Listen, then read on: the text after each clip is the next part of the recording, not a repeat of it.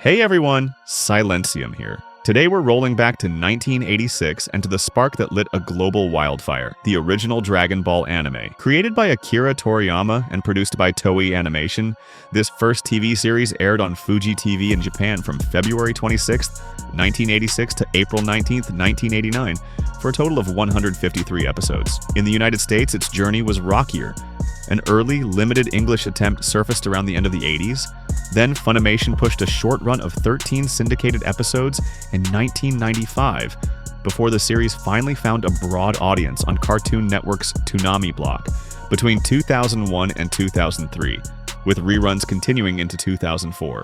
Those dates matter because they frame how different generations discovered the show. In Japan, as a weekly folktale meets kung fu romp. In the US, as a latecomer that arrived after Dragon Ball Z had already exploded. Although people often talk about seasons, Dragon Ball breathes in arcs, storylines that home video releases sometimes treat like seasons. So I'll walk through them in order. We open on the Emperor Pilaf arc, a mischievous, globe-trotting treasure hunt that pairs wild child son Goku with technology prodigy Bulma. Here, the series is all energy and invention. Capsule tech, animal people, desert bandits, and a petty villain who wants the Dragon Balls for world domination. The positives are obvious: world building that feels like a fairy tale shaken hands with wuxia cinema, and the instant comic chemistry between Goku and Bulma. The negatives: some lewd gags and juvenile humor that haven't aged perfectly, plus rough early series animation in a few cuts. The 21st Tenkaichi Budokai World Martial Arts Tournament, and this is where Dragon Ball discovers its pulse. Under Master Roshi, Goku and Krillin undergo training that's equal parts discipline and absurdity. And the tournament fights hinge on brains as much as brawn. Positives include crisp fight choreography, clever reversals, and a sense of earned growth. On the downside, the production values are still finding their footing, and a few slapstick beats undercut the tension for modern viewers.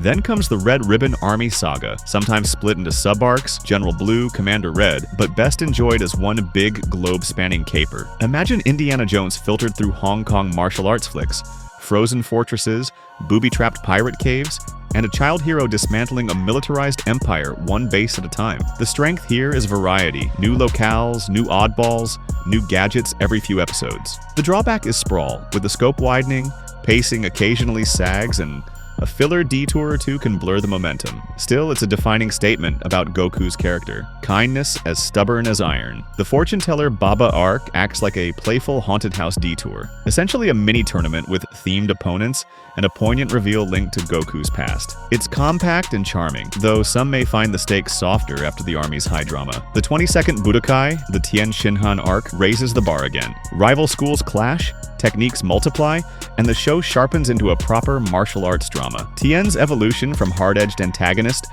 to honorable rival exemplifies a core Dragon Ball theme. Enemies can grow, repent, and join the family. Positives include tauter animation timing and smarter matchups. Negatives boil down to repetition if you've grown weary of training montage rhythms. The King Piccolo arc is the thunderclap that changes everything. Suddenly the tone darkens, the world bleeds, losses matter. Goku's journey stops being a joke-a-minute romp and becomes a myth about resilience and responsibility. It's one of the franchise's finest hours. A villain with presence, a hero forged by grief, and consequences that echo into the sequel series. The downside for some viewers is precisely that tonal shock. If you came for whimsy, the brutality can feel jarring. Finally, the Piccolo Jr. arc, the 23rd Budokai, brings the story full circle.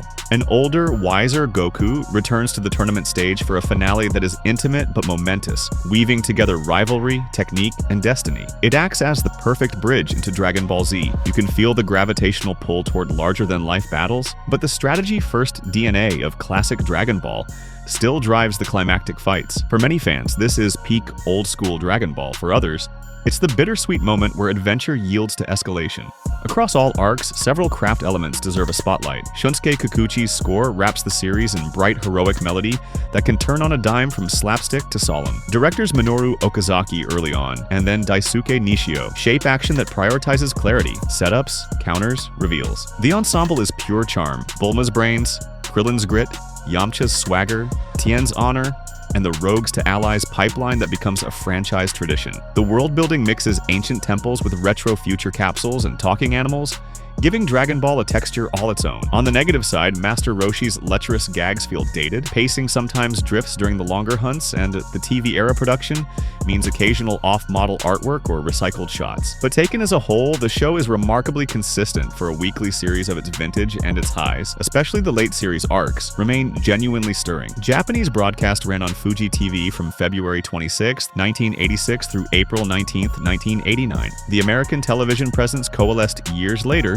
with a small early dub attempt around 1989 to 1990, a short syndicated push in 1995, and a true breakthrough on Toonami from August 2001 into late 2003, with reruns into 2004. That staggered release explains why so many Western fans met Goku first in Dragon Ball Z and only later circled back to the original, but when they do, they find something different and vital. Not just power escalation, but ingenuity, humor, and heart. That's the tour through the 1986 Dragon Ball, its makings, its broadcasts, its arcs, and its charms and flaws. I'm Silencium, thanks for watching. If you enjoyed this deep dive, like the video, drop a comment with your favorite classic arc, and subscribe for more long-form anime breakdowns.